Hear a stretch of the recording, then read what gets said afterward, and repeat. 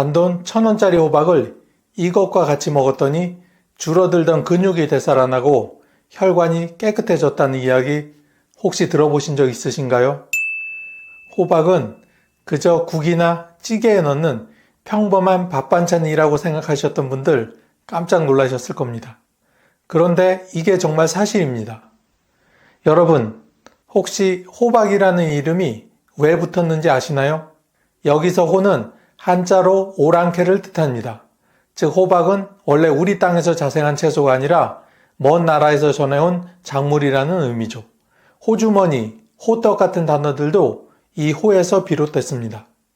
호박은 중국을 거쳐 조선 후기 우리나라에 들어왔습니다.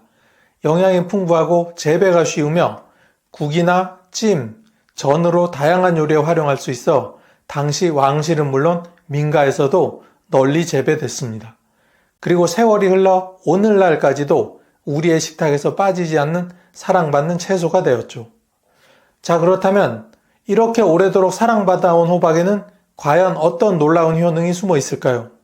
오늘 영상에서는 호박이 우리 몸에 주는 5가지 건강 효능과 그 효과를 2배로 높여주는 음식, 그리고 꼭 피해야 할 음식까지 모두 알려드립니다. 호박의 대표적인 효능 첫 번째는 혈압 조절입니다. 혹시 혈압이 높다는 얘기를 들었는데 특별한 증상이 없어 그냥 넘어가신 적이 있으신가요? 고혈압은 조용한 살인자라는 별명을 가진 무서운 질환입니다. 초기에는 아무 증상이 없다가도 어느 날 갑자기 뇌졸중이나 심근경색 같은 치명적인 상황을 불러올 수 있죠. 혈압을 안정시키는 핵심 영양소가 바로 칼륨입니다. 칼륨은 몸속 나트륨을 소변으로 배출해 혈관을 편안하게 만듭니다. 나트륨은 소금 속에 들어있는 성분인데 짭짤한 음식을 자주 먹다 보면 혈관이 긴장되고 압력이 올라가게 됩니다. 이럴 때 칼륨이 충분히 들어오면 나트륨이 몸 밖으로 나가면서 혈관 벽의 긴장이 풀리고 혈압이 자연스럽게 내려갑니다. 특히 나이가 들면 신장 기능이 떨어져 나트륨 배출이 잘 되지 않기 때문에 칼륨 섭취가 필수적입니다. 호박 100g에는 약 260mg의 칼륨이 들어있어 하루 반 개만 먹어도 꽤 많은 양을 보충할 수 있습니다. 게다가 수분 함량이 90% 이상이라 혈액을 묽게 만들어 혈액순환에도 도움을 줍니다. 시금치, 토마토, 감자도 칼륨이 많지만 호박은 소화가 잘 되고 자극이 적어 위가 약한 분들에게 특히 좋습니다. 된장국에 넣으면 된장의 나트륨을 칼륨이 보완해주고 볶음 요리는 기름을 적게 써도 맛이 좋습니다. 여름에는 살짝 데쳐 무침으로 먹으면 시원하고 혈압 관리에 효과적입니다. 단 신장질환이 있는 분은 칼륨이 혈액에 쌓여 부정맥이나 심장마비를 일으킬 수 있으니 반드시 의사 상담 후 섭취하시기 바랍니다. 두 번째는 눈 건강 보호입니다. 혹시 요즘 가까운 글씨가 잘 안 보이고 눈이 쉽게 피로해지시나요? 나이가 들면 눈의 수정체와 망막이 서서히 노화되어 이런 증상이 나타나게 됩니다. 심하면 황반변성이나 백내장으로 이어질 수도 있죠. 호박에는 루테인과 베타카로틴이 모두 들어 있습니다. 루테인은 눈의 중심 부인 황반을 보호하고 베타카로틴은 비타민 A로 변해 시력을 유지하고 야맹증을 예방합니다. 비타민 C와 E 같은 항산화 성분도 풍부하게 들어있는데 눈 속 활성산소를 줄여 수정체의 혼탁을 막아줍니다. 미국 안과학회 보고서에 따르면 루테인과 제아잔틴을 충분히 먹은 그룹은 황반변성 위험이 40% 이상 낮았다고 합니다. 호박은 가격이 저렴하고 구하기 쉬워 꾸준히 먹기에도 좋습니다. 기름에 살짝 볶으면 베타카로틴 흡수율이 높아지고 달걀과 함께 부치면 루테인 흡수도 좋아집니다. 특히 전자기기를 많이 쓰는 요즘 하루 한 번 호박 반찬을 챙기는 것만으로도 눈 건강 유지에 큰 도움이 됩니다. 세 번째는 혈당 안정입니다. 당뇨병은 혈당이 지속적으로 높아져 혈관과 장기에 손상을 주는 만성질환입니다. 특히 혈관이 손상되면 심장병, 뇌졸중, 시력저하, 신장질환 등 전신 건강에 광범위한 영향을 미칩니다. 치료 시기를 놓치면 발의 괴사나 절단 같은 심각한 합병증으로 이어질 수 있죠. 그렇기 때문에 혈당 관리는 단순한 식습관 문제가 아니라 건강 수명을 좌우하는 중요한 과제입니다. 호박은 당 지수가 매우 낮아 섭취 후 혈당이 급격히 오르는 것을 막아주는 혈당 친화형 채소입니다. 특히 100g당 약 20칼로리로 열량이 낮아 체중 관리에도 유리합니다. 체중이 안정되면 인슐린 저항성이 개선되고 그 결과 혈당 조절이 더 쉬워집니다. 호박 속에 들어있는 수용성 식이섬유는 소장에서 당의 흡수를 늦춰 식후 혈당이 급상승하는 것을 방지합니다. 여기에 풍부한 마그네슘은 인슐린이 세포 안으로 포도당을 잘 운반할 수 있도록 도와 혈당 조절을 한층 원활하게 만듭니다. 마그네슘이 부족하면 인슐린 작용이 둔화되어 같은 양의 음식을 먹어도 혈당이 더 높아질 수 있는데 호박은 이를 예방하는 데 도움이 됩니다. 또한 호박은 맛이 순하고 부드러워 여러 가지 요리로 활용할 수 있습니다. 호박전, 호박볶음, 된장국, 샐러드 등으로 다양하게 즐길 수 있어 식단의 지루함을 줄여줍니다. 당뇨 환자에게 가장 어려운 점이 꾸준한 식습관 유지인데 호박은 매일 먹어도 질리지 않는 장점이 있어 이를 극복하기 좋습니다. 다만 조리 시 주의할 점이 있습니다. 설탕이나 간장을 많이 사용하면 혈당 관리가 반감되므로 가능하면 소금 대신 새우젓, 된장, 다진 마늘을 사용해 간을 맞추는 것이 좋습니다. 또한 기름을 많이 사용하지 않고 찌거나 데치는 방식을 선택하면 열량과 포화지방 섭취를 줄일 수 있습니다. 호박에 두부나 버섯을 함께 넣어 조리하면 영양 균형이 더 좋아집니다.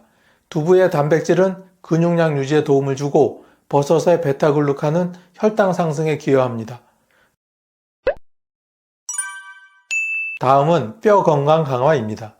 나이가 들면 뼈의 밀도가 서서히 낮아지기 시작합니다.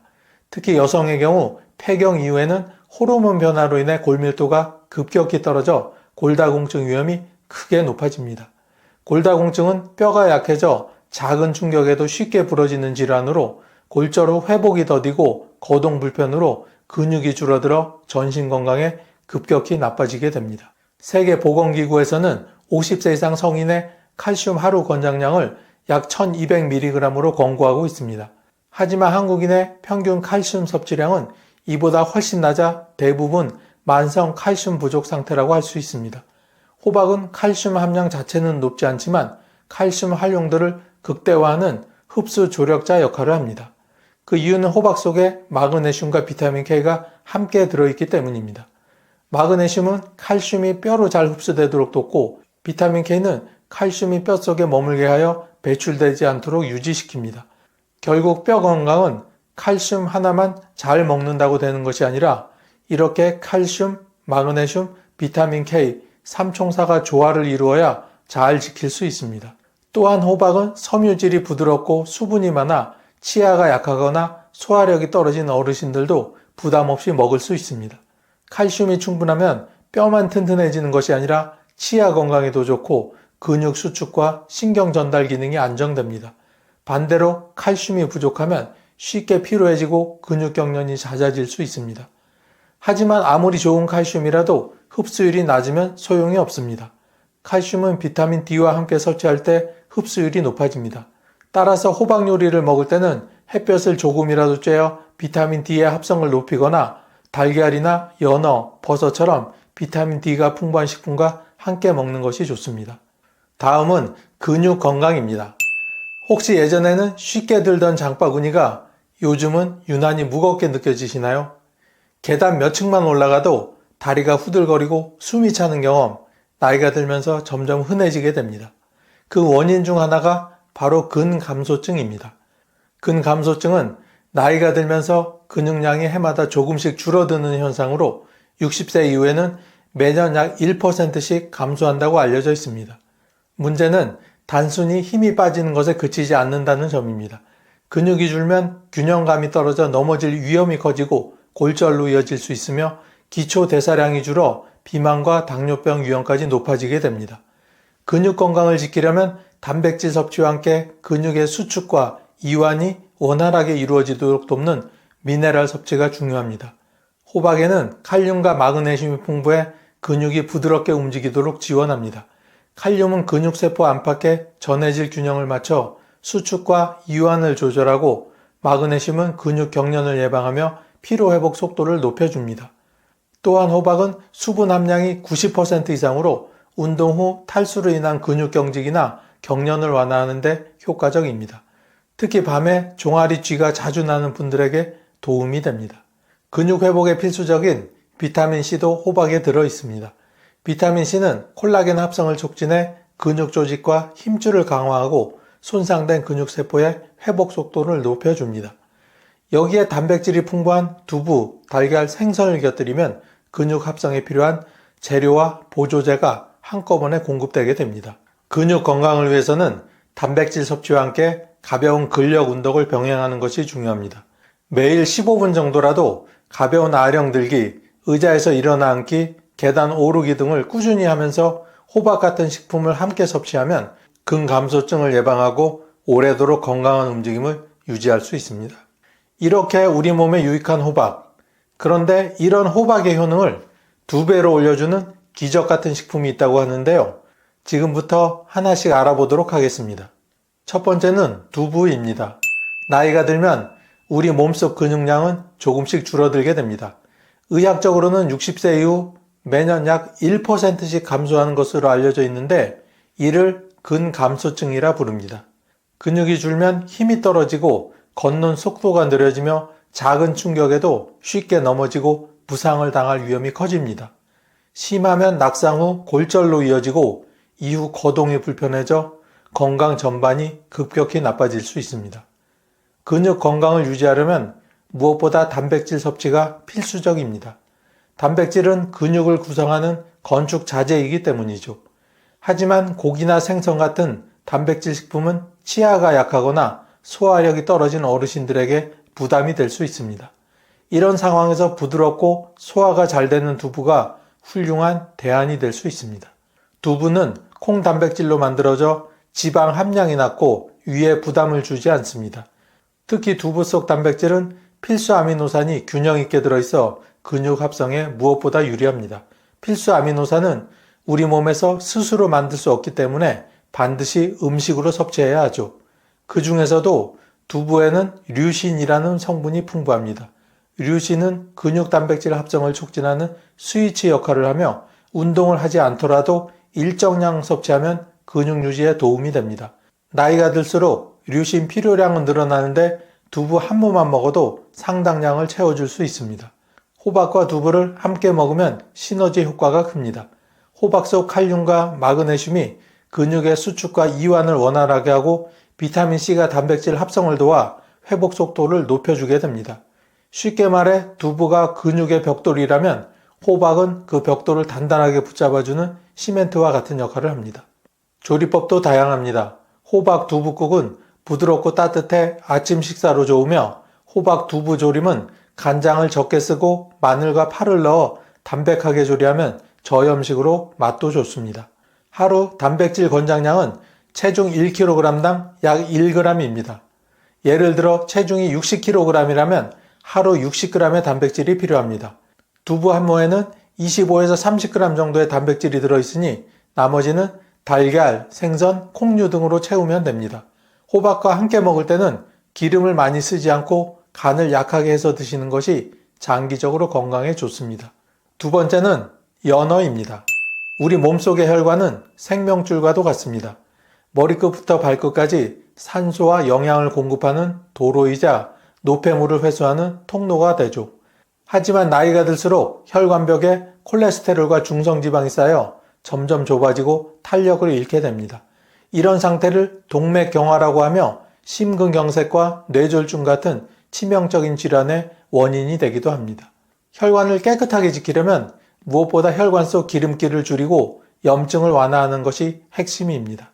이때 강력하게 추천하는 식품이 바로 연어입니다. 연어에는 오메가3 지방산이 풍부하게 들어있습니다. 오메가3는 혈중 중성지방을 낮추고 혈액을 묽게 만들어 혈전 생성을 억제합니다. 또한 혈관벽의 염증을 완화해 혈액이 원활하게 흐르도록 돕습니다. 연어 속 오메가3는 EPA와 DHA 형태로 존재합니다. EPA는 혈관 속 기름기를 줄이고 혈전 생성을 억제하는 역할을 하고 DHA는 뇌세포와 신경세포를 건강하게 유지시켜 기억력과 집중력 향상에 도움을 줍니다.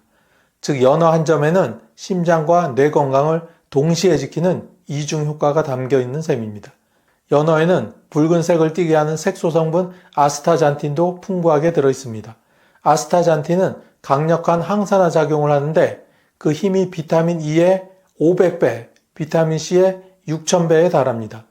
이 성분은 혈관의 노화를 늦추고 활성산소를 제거해 세포 손상을 예방합니다.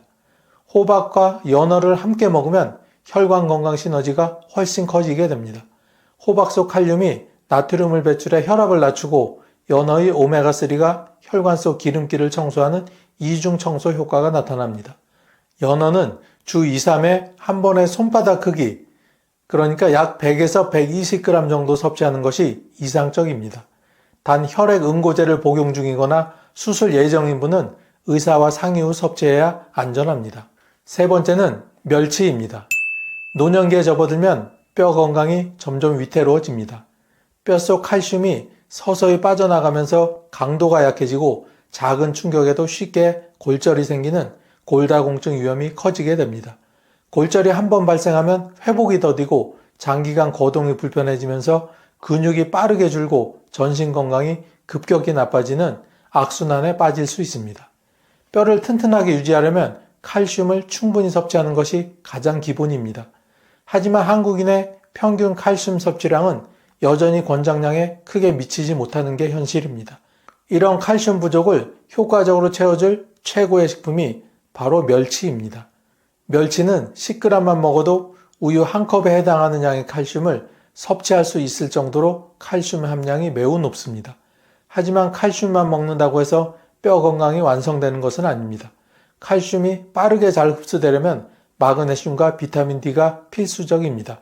마그네슘은 칼슘이 뼛속으로 잘 들어가도록 돕고 비타민 D는 칼슘이 뼈에 머물게 하여 배출되지 않도록 유지합니다. 게다가 햇볕을 쬐면 체내에서 비타민 D 합성이 촉진되어 멸치 속 칼슘 흡수율이 더욱 높아집니다. 여기에 호박을 곁들이면 효과가 배가 됩니다. 호박 속 마그네슘이 멸치의 칼슘 흡수를 돕고 부드러운 식감이 멸치의 비린 맛을 줄여줍니다. 특히 호박 멸치볶음이나 호박 멸치찌개는 뼈와 건강을 동시에 챙길 수 있는 훌륭한 메뉴입니다. 성인의 하루 권장 칼슘 섭취량을 멸치 30g이면 거의 충족할 수 있지만 멸치는 나트륨 함량이 높아 주의가 필요합니다. 데치거나 조리할 때 간을 약하게 하면 나트륨 섭취를 줄일 수 있습니다. 결론적으로 멸치는 뼈 건강을 지키는 칼슘의 제왕이지만 호박과 함께 조리하면 칼슘 흡수율이 높아져 골다공증 예방에 훨씬 효과적입니다. 이 조합을 꾸준히 식단에 포함시키면 노년기에도 튼튼한 뼈와 건강한 움직임을 유지할 수 있습니다. 자, 어떤가요? 호박의 효능이 생각보다 무궁무진하죠.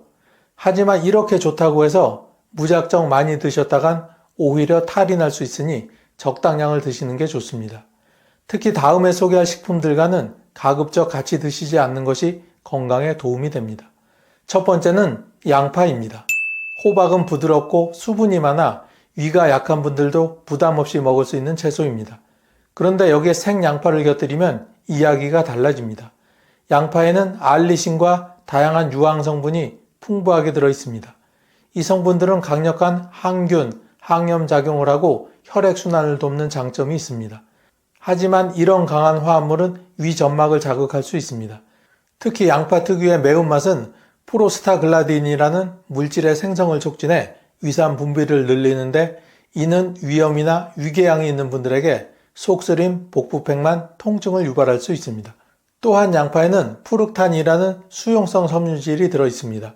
이 성분은 위에서 잘 분해되지 않고 대장에서 발효되면서 가스를 많이 생성해 복부팽만감과 잦은 방귀를 유발합니다. 위가 예민한 분들이 호박과 생양파를 함께 먹으면 부드러운 호박이 주는 장점이 상쇄되게 되고 오히려 소화불량이 심해질 가능성이 매우 높아집니다. 그렇다고 양파를 완전히 포기할 필요는 없습니다. 충분히 익혀서 드시면 황화합물이 분해되어 매운맛과 위 자극이 줄어듭니다. 예를 들어 호박과 양파를 된장국에 넣어 오래 끓이거나 볶음 요리에 넣어 부드럽게 조리하면 두 채소가 모두 위에 부담 없이 소화됩니다. 결론적으로 위 건강이 약하거나 소화 장애가 있는 분은 생양파와 호박의 조합은 피하고 반드시 익혀서 부드럽게 조리하는 습관을 들이는 것이 효과적입니다. 두 번째는 바나나입니다. 호박은 칼륨이 풍부한 채소입니다. 칼륨은 나트륨을 배출해 혈압을 낮추는 좋은 역할을 하지만 신장 기능이 약한 분들에게는 과부하가 생길 수 있습니다. 바나나 역시 칼륨 함량이 매우 높은 과일입니다. 100g당 358mg의 칼륨이 들어있어 호박과 바나나를 한 끼에 함께 먹으면 칼륨 섭취량이 단번에 높아지게 됩니다. 신장이 제 기능을 하지 못하면 칼륨이 혈액에 쌓이는 고칼륨 혈증이 생길 수 있고 이는 손발저림, 근육 약화, 심하면 부정맥과 심장마비를 유발할 수 있습니다. 또 바나나는 당분이 많아 혈당을 빠르게 올립니다. 당뇨를 가진 어르신이 호박 요리 후 바나나를 후식으로 드시면 혈당이 급격하게 상승할 수 있습니다. 특히 스무디처럼 액체 형태로 먹으면 흡수가 더 빨라져 혈당 변동폭이 더욱 커지게 됩니다. 신장이 건강한 분이라면 가끔 바나나를 먹는 것은 큰 문제가 되지 않습니다. 하지만 호박처럼 칼륨이 많은 식품과는 드시지 않는 것이 좋습니다. 대체 과일로는 칼륨 함량이 낮은 사과나 배, 복숭아를 드시는 것이 훨씬 유리합니다. 다음은 치즈입니다. 호박은 비타민, 수분, 항산화 성분이 풍부해 노화를 늦추는데 좋은 채소입니다. 하지만 여기에 치즈를 자주 곁들이면 오히려 노화를 촉진할 수 있습니다. 치즈는 칼슘과 단백질이 풍부하지만 포화지방 함량이 매우 높습니다. 포화지방은 혈관에 콜레스테롤을 쌓아 동맥경화를 일으키고 혈액순환을 방해합니다. 혈액순환이 나빠지면 피부와 장기에 산소와 영양이 제대로 공급되지 않아 세포 노화가 빨라지게 됩니다. 또 치즈는 나트륨 함량이 높아 체내 수분을 빼앗고 혈관벽을 딱딱하게 만들어 혈압을 올리게 됩니다. 가공 치즈에는 보존제, 유화제, 산화방지제 같은 첨가물이 들어있는데 이들은 활성산소 생성을 촉진해 피부주름, 기미, 탄력 저하뿐 아니라 관절염과 치매 같은 노인성 질환 위험도 높이게 됩니다. 물론 치즈를 완전히 끊을 필요는 없습니다. 지방과 나트륨 함량이 낮은 저지방 모짜렐라나 리코타 치즈를 가끔 소량 곁들이면 칼슘 보충에 도움이 됩니다. 하지만 호박 요리와 함께 먹는 것은 줄이고 대신 두부나 아보카도, 견과류처럼 건강한 단백질과 지방을 공급하는 식품을 함께 먹는 것이 오히려 좋습니다. 혈관잎을 이것과 먹었더니 다리에 근육이 붙고 혈관이 깨끗해졌다는 말 혹시 들어보신 적 있으셨나요? 여러분 안녕하세요. 혹시 요즘 들어 계단을 오를 때마다 다리가 후들거리고 조금만 걸어도 숨이 차신 적이 없으신가요? 예전에는 장을 보고 집까지 걸어오는데도 아무렇지 않았는데 요즘은 장바구니를 들고 10분만 걸어도 무릎이 뻐근하고 다리에 힘이 쭉 빠져버리죠? 병원에 가면 뭐라고 하시던가요? 연세가 있으셔서 근육이 많이 빠졌네요. 혈압이 조금 높아졌습니다. 이런 말을 들으면 순간 가슴이 철렁 내려앉습니다. 아무리 좋은 약을 먹어도 체력과 근육이 받쳐주지 않으면 삶의 질이 급격히 떨어지게 됩니다. 오늘 영상 끝까지 보시면 호박잎이 근육과 혈관에 좋은 과학적인 이유, 효과를 2배로 높여주는 찰떡궁합 음식 3가지, 절대 같이 먹으면 안 되는 조합 등을 모두 알려드리겠습니다.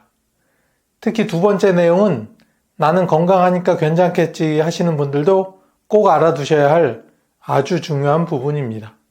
우리 몸은 30대 이후부터 매년 0.5에서 1%씩 근육이 감소합니다. 그리고 60세를 넘기면 그 속도가 더욱 빨라져 70대에는 청년 시절의 절반 수준까지 떨어지고 맙니다.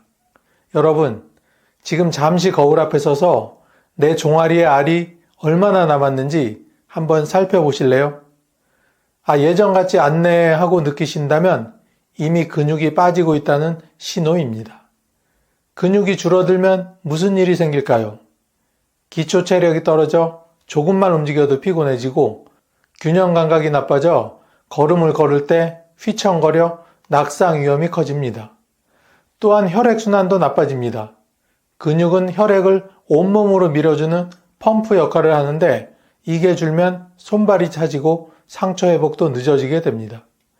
여기에 혈관 문제까지 겹치면 위험은 더 커집니다. 혈관 안쪽에 콜레스테롤 찌꺼기가 쌓이면 길이 좁아지고 결국 막히면서 심근경색, 뇌졸중 같은 무서운 질환으로 이어지게 됩니다. 그렇다면 근육과 혈관을 동시에 지켜줄 방법은 정말 없을까요? 있습니다. 바로 오늘의 주인공 호박잎입니다. 혹시 호박잎이 노년기 건강에 어떤 효능이 있는지 아시는 분 계신가요? 호박잎의 효능 첫 번째는 근육 회복과 유지입니다. 앞에서 말씀드렸듯 근육은 단순히 힘을 쓰는 데만 필요한 것이 아닙니다. 근육은 우리 몸의 에너지 창고이자 혈액 펌프 역할을 합니다. 특히 다리 근육은 혈액을 심장으로 밀어 올려주는 중요한 기능을 하는데 이 근육이 줄어들면 혈액순환이 느려지고 전신 피로가 쉽게 찾아옵니다. 호박잎에는 일반 채소에서 잘 보기 힘든 단백질과 필수 아미노산이 풍부하게 들어 있습니다.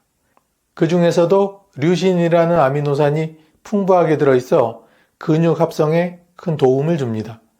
류신은 단백질 보충제나 운동선수들이 즐겨 먹는 영양소로 운동 후 손상된 근육을 회복시키고 새로운 근육 생성 속도를 높여줍니다. 또한 호박잎에는 비타민 B군이 풍부해 단백질을 근육으로 전환하는 효율을 높입니다. 비타민 B군이 부족하면 단백질을 아무리 많이 먹어도 몸에서 제대로 쓰지 못하는데 호박잎은 그 흡수 과정을 돕는 천연 조력자의 역할을 합니다. 실제로 농촌 어르신들 중 호박잎을 자주 드시는 분들은 같은 연령대에 비해 하체 근육량이 높고 보행 속도가 빠르며 낙상 위험도 낮다는 연구 결과가 있습니다. 즉 호박잎은 단순한 나물 반찬이 아니라 노년층에게 근육 영양제 역할을 하는 아주 탁월한 식품입니다. 두 번째는 혈관 청소입니다. 많은 의사들이 혈관 건강을 수도관 관리와 비유하곤 합니다.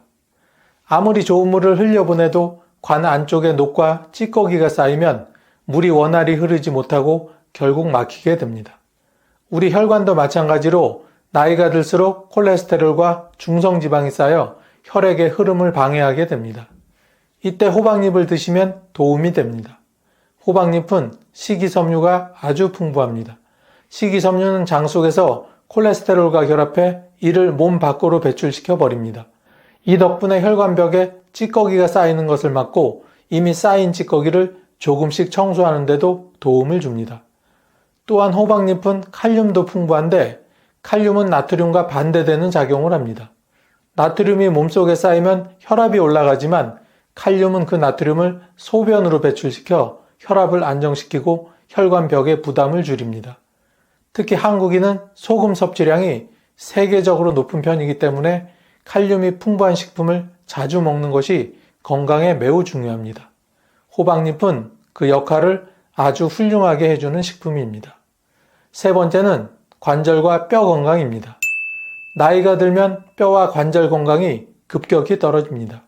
뼛속 칼슘이 빠져나가 골다공증이 생기고 관절을 보호하는 연골이 닳아 관절염이 생기곤 하죠. 이미 앞에서 말씀드렸듯 호박잎에는 칼슘이 풍부하게 들어 있습니다. 칼슘은 뼈의 주성분으로 부족하면 뼈가 약해져 작은 충격에도 금세 금이 가게 됩니다. 게다가 호박잎은 칼슘만 있는 것이 아니라 칼슘의 흡수를 돕는 마그네슘도 함께 들어 있습니다. 칼슘과 마그네슘이 함께 들어 있어야 뼈가 튼튼해지고 근육경련이나 쥐가 나는 증상도 예방할 수 있습니다. 또한 호박잎 속 비타민 K는 뼈에 칼슘이 잘 달라붙도록 돕는 접착제 역할을 합니다. 비타민 K가 부족하면 칼슘이 뼈로 가지 못하고 혈관에 쌓이게 되어 오히려 혈관을 딱딱하게 만들 수 있습니다. 관절 건강 측면에서도 호박잎은 매우 좋습니다. 항염 성분이 있어 관절의 붓기와 통증을 완화하고 연골 세포 손상을 줄여줍니다. 그래서 무릎이나 손가락 관절염이 있는 분들에게 특히 추천할 만한 식품입니다. 네 번째는 요즘 화제가 되고 있는 항산화 작용입니다. 우리가 숨쉬고 음식을 먹고 스트레스를 받는 과정에서 몸에는 자연스럽게 활성산소라는 것이 생기게 됩니다. 이 활성산소가 너무 많아지면 세포를 손상시키고 노화와 각종 질병의 원인이 되곤 합니다. 호박잎에는 강력한 항산화 성분인 베타카로틴과 비타민C가 풍부하게 들어있습니다. 베타카로틴은 우리 몸에서 비타민 A로 변환되어 세포막을 안정시키고 면역력을 높입니다. 또한 비타민C는 피부 탄력을 지켜주는 콜라겐 합성에도 관여해 겉으로 보이는 노화 속도를 늦춰주게 됩니다. 호박잎 속 폴리페놀 성분은 혈관 염증을 줄이고 세포가 암세포로 변하는 것을 억제하는 데 도움을 줍니다. 즉 호박잎을 꾸준히 먹으면 몸속에서 녹슨 철판을 새 것처럼 닦아내는 효과가 나는 셈입니다. 이런 항산화 작용은 단기 효과보다는 장기 효과가 크기 때문에 꾸준히 섭취하는 것이 무엇보다 중요합니다. 자, 이렇게 좋은 호박잎의 효능을 무려 2배로 올려주는 식품이 있다고 하는데요. 혹시 알고 계신 분 계신가요? 네, 그럼 지금부터 하나씩 알아보겠습니다. 첫째는 된장입니다. 호박잎 하면 가장 먼저 떠오르는 조합이 바로 된장입니다. 시골 밭에서 호박잎을 바로 따와 푹 찐 뒤 구수한 된장과 함께 싸먹는 맛은 정말 잊을 수 없죠. 그런데 이 조합은 단순한 맛만 좋은 것이 아니라 영양학적으로도 찰떡궁합이라고 할 수 있습니다. 먼저 된장은 발효식품입니다. 콩을 발효시키는 과정에서 생기는 이소폴라본은 여성 호르몬인 에스트로겐과 비슷한 작용을 하여 골다공증을 예방하고 혈관 탄력을 지켜줍니다. 특히 폐경 이후 여성은 에스트로겐이 급격히 줄어들면서 뼈와 혈관 건강이 빠르게 나빠지는데 된장을 자주 먹으면 이런 변화를 완화하는 데 도움이 됩니다. 또한 된장에는 펩타이드라는 단백질 분해물이 들어있어 혈압을 낮추고 혈액순환을 원활하게 만드는 효과가 있습니다. 호박잎의 칼륨과 만나면 나트륨 배출 효과가 더 강해져 고혈압 관리에 훨씬 유리해집니다. 된장은 칼슘 함유량도 높습니다. 호박잎에도 칼슘이 풍부하게 들어있지만 된장의 칼슘은 발효 과정을 거치면서 체내 흡수율이 더 높아집니다. 즉 호박잎과 된장을 함께 먹으면 뼈와 근육, 혈관을 동시에 챙길 수 있는 식단이 되는 셈입니다. 단 된장은 염분이 높은 식품이므로 신장질환이 있거나 짜게 먹으면 안 되는 분들은 양을 조금 줄이거나 저염 된장을 선택하는 것이 좋습니다. 두 번째는 들깨가루입니다. 호박잎과 가장 고소하게 어울리는 식재료는 바로 들깨가루입니다. 특히 들깨 호박잎국은 시니어분들이 아주 좋아하는 건강식인데 맛뿐만 아니라 영양학적으로도 환상적인 조합입니다. 들깨가루에는 오메가3 지방산이 아주 풍부하게 들어있습니다. 오메가3는 혈관 속 염증을 줄이고 혈액을 맑게 만들어 심혈관 질환 예방에 큰 도움을 줍니다. 호박잎의 칼륨과 식이섬유가 혈관 속 나트륨과 찌꺼기를 청소한다면 들깨가루의 오메가3는 그 혈관을 윤활유처럼 부드럽게 유지시켜 줍니다. 또한 들깨는 칼슘 함량이 매우 높습니다. 100g 기준으로 우유보다 훨씬 많은 칼슘이 들어있는데 호박잎과 함께 먹으면 칼슘 보충 효과가 배가 됩니다. 이 조합은 골다공증 예방과 근육 수축 기능 유지에도 매우 좋습니다. 들깨의 고소한 맛은 호박잎의 풋풋한 향과 잘 어울려 식사 만족도를 높여주기도 합니다. 음식의 맛이 좋아야 꾸준히 먹을 수 있는데 호박잎에 들깨가루를 더하면 매일 먹어도 절대 질리지 않습니다. 다만 들깨가루는 기름 성분이 많아 공기에 오래 노출되면 산패가 되기 쉽습니다. 그래서 냉장 보관하고 1, 2개월 내에 다 먹는 것이 좋습니다. 세 번째는 마늘입니다. 마늘은 예로부터 천연 항생제라고 불릴 만큼 건강 효능이 뛰어난 식품입니다. 호박잎과 마늘을 함께 먹으면 혈액순환 개선과 면역력 강화 효과가 동시에 나타납니다.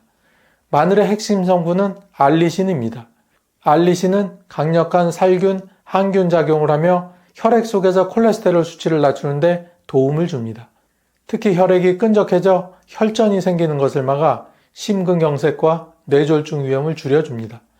호박잎이 혈관 속 나트륨과 찌꺼기를 배출하는 청소부 역할을 한다면 마늘은 그 혈관 속에서 염증이 다시 생기지 않도록 지켜주는 경비원의 역할을 합니다. 즉 두 식품이 만나면 혈관 건강을 장기적으로 유지하는 데 최적의 조합이 됩니다. 또한 마늘은 체온을 올리고 혈액 순환을 촉진하는 효능이 있어 손발이 차거나 냉증이 있는 분들에게 좋습니다. 호박잎의 비타민과 미네랄이 근육과 혈관에 영양을 공급한다면 마늘은 그 영양이 몸속 구석구석까지 잘 전달되도록 돕는 셈입니다. 호박잎을 살짝 데쳐서 다진 마늘, 참기름, 간장, 깨소금을 넣어 무치면 간단하면서도 맛과 건강을 모두 챙길 수 있습니다. 마늘은 너무 오래 익히면 알리신이 파괴되므로 무침이나 볶음 요리에서는 마지막에 넣어 향을 살리는 것이 좋습니다. 마늘 특유의 강한 향 때문에 부담스러운 분들은 마늘을 구워서 사용하면 향이 부드러워지고 소화도 더 잘 됩니다. 또한 발효 흑마늘을 활용하면 위에 부담 없이 꾸준히 먹을 수 있습니다. 하지만 이렇게 좋은 호박잎도 절대로 같이 먹으면 안 되는 식품이 있습니다. 첫 번째는 시금치입니다. 시금치는 그 맛이 달고 부드러워 많이 찾는 채소입니다. 국으로 끓여도 맛있고 나물로 무쳐도 향이 참 좋은데요. 그런데 이 시금치가 호박잎과 함께 먹으면 의외로 건강에 해가 될 수 있습니다. 시금치에는 옥살산이 다량 함유되어 있는데 이 옥살산이 우리 몸에 들어가면 칼슘과 결합해 수상칼슘이라는 불용성 결정이 됩니다. 이 결정을 몸은 잘 흡수하지 못하고 결국 소변으로 배출되거나 신장에 쌓이게 됩니다. 문제는 이게 쌓이면 신장 결석의 원인이 되는 것입니다. 호박잎은 칼슘이 풍부한 알칼리성 채소입니다. 칼슘이 뼈와 근육 건강에 좋은 건 이제 모두 아시겠죠? 그런데 시금치와 함께 먹으면 호박잎의 귀한 칼슘이 흡수도 되기 전에 옥살산과 결합해버립니다. 즉 좋은 영양소가 몸에 쓰지도 못하고 버려지는 상황이 되는 거죠. 특히 신장 기능이 약한 어르신들은 칼슘이 결석으로 굳어질 위험이 더 크기 때문에 두 채소를 같은 식사에서 함께 먹는 건 피하시는 게 좋습니다. 두 번째는 토마토입니다. 토마토는 채소냐 과일이냐로 종종 논쟁이 벌어지지만 건강식품이라는 점은 모두가 인정합니다. 비타민C, 라이코펜, 유기산이 풍부해서 혈관 건강과 피부 미용에도 좋은 음식이죠. 그런데 이 토마토가 호박잎과 만나면 영양소의 흡수에 방해가 될 수 있습니다. 이유는 산성 성분 때문입니다. 토마토에는 구연산, 사과산, 시트르산과 같은 유기산이 아주 많이 들어 있습니다. 이 성분들은 혈액을 맑게 하고 피로를 풀어주는 장점이 있지만 문제는 호박잎 속 칼슘, 마그네슘 같은 알칼리성 미네랄의 흡수를 방해할 수 있다는 점입니다. 호박잎은 알칼리성 채소로 체내 산성화를 막아주고 뼈 건강에 좋은 미네랄을 풍부하게 함유하고 있습니다. 그런데 토마토의 강한 산성과 만나면 이 미네랄이 장에서 제대로 흡수되지 못하고 그냥 배설될 가능성이 커집니다. 또한 위장이 약한 분들은 호박잎의 섬유질과 토마토의 산성이 함께 작용해 속쓰림, 복부팽만, 소화불량을 느낄 수 있습니다.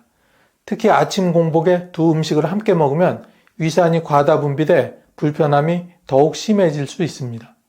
실제로 어떤 분들은 건강을 생각해서 아침에 호박잎쌈과 토마토를 함께 드시는데 이렇게 하면 둘 다 좋은 식품임에도 불구하고 효과가 오히려 반감되게 됩니다. 대안으로는 토마토를 간식 시간이나 오전에 따로 먹는 방법이 있습니다. 예를 들어 아침 간식으로 토마토를 먹고 점심에 호박잎 쌈을 드시면 서로의 장점을 온전히 누릴 수 있습니다. 세 번째는 바나나입니다. 바나나는 간편하게 먹을 수 있고 포만감도 좋아서 어르신들이 많이 간식으로 찾는 식품입니다. 특히 변비 예방과 에너지 보충에 좋다고 알려져 있습니다. 하지만 호박과 함께 먹으면 칼륨 과다라는 함정에 빠질 수가 있습니다. 호박잎은 칼륨이 풍부한 대표적인 채소입니다. 칼륨은 나트륨 배출을 돕고 혈액을 낮추는데 필수적인 영양소입니다. 그런데 바나나 역시 칼륨 함량이 아주 높습니다. 바나나 100g에는 약 360mg의 칼륨이 들어있는데 호박잎과 함께 먹으면 한 끼의 칼륨을 과도하게 섭취하게 됩니다. 칼륨이 너무 많으면 고칼륨 혈증이 생길 수 있습니다. 이 상태가 되면 근육이 오히려 약해지고 심하면 심장 박동이 불규칙해져 부정맥이나 심장마비 위험이 높아집니다. 특히 신장 기능이 떨어진 노년층은 칼륨을 배출하는 능력이 떨어지기 때문에 더욱 조심해야 합니다. 예를 들어 점심에 호박잎쌈과 된장국을 먹고 후식으로 바나나를 먹는다면 그날 하루 칼륨 권장량의 절반 이상을 한꺼번에 섭취하는 셈입니다. 단기간에는 문제가 없어 보이지만 이런 식습관이 지속되면 신장과 심장에 부담을 줍니다. 혈관을 튼튼하게 하고 면역력을 끌어올리고 심지어 혈당까지 잡아주는 마늘. 하지만 이렇게 좋은 마늘이 오히려 간을 망치고 위암까지 부를 수 있다는 사실 혹시 알고 계셨나요? 오늘 영상에서는 꼭 알아두셔야 할 마늘의 5가지 놀라운 효능부터 잘못 먹으면 독이 되는 경우, 그리고 마늘의 효과를 배가시켜주는 최고의 궁합식품까지 자세히 알려드리겠습니다. 마늘의 대표적인 효능, 첫 번째는 안정적인 혈압 조절입니다. 고혈압은 우리나라 중장년층 이상 인구의 절반 이상이 앓고 있는 질병입니다. 방치하면 어느 날 갑자기 뇌졸중, 심근경색 같은 치명적인 상황이 올 수 있는 무서운 병이죠. 그런데 마늘 속 알리신이라는 성분이 혈관을 부드럽게 확장시켜서 피가 막힘없이 흐를 수 있도록 도와줍니다. 2015년 국제고혈압학회에 발표된 연구에 따르면 마늘 보충제를 12주간 섭취한 사람들의 수축기 혈압이 평균 10 이상 낮아졌다고 합니다. 약을 먹지 않고도 혈압을 자연스럽게 조절할 수 있다는 뜻이지요.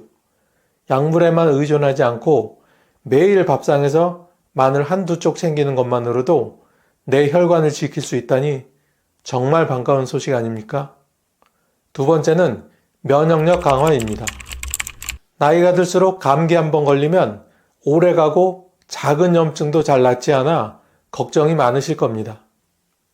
마늘은 우리 몸속의 백혈구 수를 늘려주는 아주 중요한 역할을 합니다.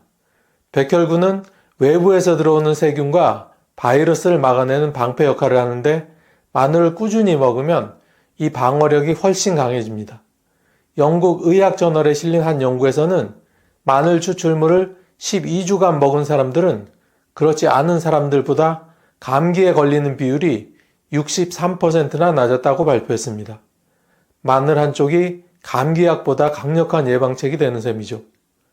특히 요즘같이 바이러스 걱정 많은 시대에는 마늘이야말로 최고의 천연 백신이라고 할 수 있습니다. 세 번째는 혈당 조절입니다. 당뇨는 노년의 가장 무서운 질병 중 하나입니다. 한 번 걸리면 평생 관리해야 하고 합병증으로 시력 저하, 신장병, 심혈관 질환까지 이어질 수 있습니다. 그런데 마늘에 들어있는 유기황 화합물과 플라보노이드 성분은 췌장에서 인슐린 분비를 촉진하고 혈당이 급격히 오르는 것을 막아줍니다. 한 연구에 따르면 마늘을 하루에 한두 쪽씩 섭취한 환자들이 공복혈당과 식후혈당 모두 눈에 띄게 낮아졌다고 합니다. 쉽게 말하면 달콤한 간식 줄이고 매일 마늘 조금씩 챙기면 당뇨를 한결 관리하기 쉬워진다는 거죠. 나도 당뇨 때문에 고생하는데 하셨던 어르신들, 오늘부터 마늘과 친해지시기 바랍니다. 네 번째는 암 예방입니다. 누구나 두려워하는 질병, 바로 암입니다. 특히 유암과 대장암은 우리나라 중장년층에서 발병률이 높은 암인데요. 마늘은 이 암세포들의 성장을 억제하는 힘을 가지고 있습니다. 미국 국립암연구소에서는 마늘을 항암식품 1위로 선정하기도 했습니다. 마늘에 풍부하게 들어있는 유기황 화합물들이 암세포의 유전자 복제를 막고 세포가 자연스럽게 죽도록 유도해주는 역할을 합니다. 암은 걸리기 전에 예방이 최선인 만큼 매일 한두 쪽 마늘이 나를 암으로부터 지켜주는 든든한 방패가 될 수 있습니다. 다섯 번째는 혈관 건강입니다. 나이가 들수록 혈관벽에 기름때처럼 콜레스테롤이 쌓이기 쉽습니다. 이게 바로 동맥경화로 이어지고 심장병, 뇌졸중 위험을 높이는 주범이 되죠. 마늘은 나쁜 콜레스테롤을 낮추고 좋은 콜레스테롤을 유지하거나 높이는 역할을 합니다. 2013년에 진행된 대규모 메타 분석에 따르면 마늘을 꾸준히 섭취한 사람들은 총 콜레스테롤 수치가 평균 15 정도 낮아졌다고 합니다. 특히 구운 마늘이나 흑마늘로 섭취하면 혈관 건강 개선 효과가 더욱 뛰어나다고 합니다. 혈관 건강이 좋아지면 온몸이 가볍고 피로감도 확 줄어듭니다. 이처럼 마늘은 고혈압 예방, 면역력 강화, 혈당 조절, 암 예방, 혈관 건강 개선까지 우리 몸 전반에 걸쳐 다양한 건강 효과를 선물합니다. 하지만 이렇게 좋은 마늘도 조심해야 하는 경우가 있습니다. 지금부터는 마늘 섭취 시 주의해야 할 3가지 경우를 알기 쉽게 설명드리겠습니다. 첫 번째는 곰팡이가 핀 마늘입니다. 주방 찬장 한 구석이나 마늘망 속에 익고 있던 마늘에서 껍질이 약간 말라 있거나 푸른 곰팡이가 피어 있는 걸 발견한 적이 있으시죠? 아까워서 껍질만 벗겨내고 먹어야지 이렇게 생각하시는 분들 계실 겁니다. 하지만 절대 그러시면 안 됩니다. 곰팡이가 핀 마늘에는 아플라톡신이라는 무서운 독소가 생길 수 있는데 이 독소는 간을 서서히 망가뜨리고 심할 경우 간암까지 유발할 수 있습니다. 세계보건기구에서도 아플라톡신을 1급 발암물질로 분류하고 있을 정도입니다. 우리 눈에는 겉만 곰팡이처럼 보일지 몰라도 안쪽 깊은 조직까지 이미 독소가 퍼져 있을 수 있습니다. 그래서 곰팡이 핀 마늘은 무조건 버리는 게 좋습니다. 아깝다는 생각보다 내 몸이 더 소중하다는 생각을 먼저 하시기 바랍니다. 특히 간이 약해지는 노년기에는 더더욱 조심해야 합니다. 두 번째는 마늘빵입니다. 마늘빵은 마늘이 아니라 지방과 당분 덩어리일 뿐입니다. 고소한 냄새에 한 번, 부드러운 식감에 또 한 번 먹게 되는 마늘빵. 우리 어르신들도 좋아하시는 분 많으시죠? 그런데 사실 마늘빵은 건강에 좋은 음식이 절대 아닙니다. 대부분의 마늘빵은 버터나 마가린, 설탕, 밀가루가 듬뿍 들어가고 마늘은 그저 향을 낼 정도로만 아주 소량 들어갑니다. 즉 이름만 마늘빵일 뿐 실상은 고지방, 고당분, 고열량 음식입니다. 일반적인 마늘빵 한 조각에 들어있는 칼로리는 150에서 250 칼로리 정도인데 이는 밥 한 공기 칼로리에 맞먹는 수준입니다. 게다가 포화지방 함량도 높아서 혈관 건강에 매우 나쁜 영향을 줍니다. 특히 고혈압이나 고지혈증, 당뇨병이 있는 어르신들께는 마늘빵이 작은 폭탄이 될 수도 있습니다. 물론 가끔 소량으로 즐기는 건 괜찮지만 건강에 좋다고 생각하고 자주 드시는 건 오히려 몸에 독이 될 수 있습니다. 마늘을 건강하게 섭취하려면 빵이 아니라 찐 마늘이나 구운 마늘 또는 마늘 차의 형태로 드시는 것이 훨씬 도움이 됩니다. 세 번째는 위가 약하신 분들입니다. 나이가 들면서 위장이 약해진다는 거 많은 분들이 공감하실 겁니다. 소화가 잘 안 되고 조금만 자극적인 걸 먹어도 속이 쓰리고 더부룩한 느낌이 드는 경우 정말 많지요. 마늘은 분명 건강에 좋은 식품이지만 생으로 먹으면 매운맛과 강한 향 때문에 위 점막을 강하게 자극할 수 있습니다.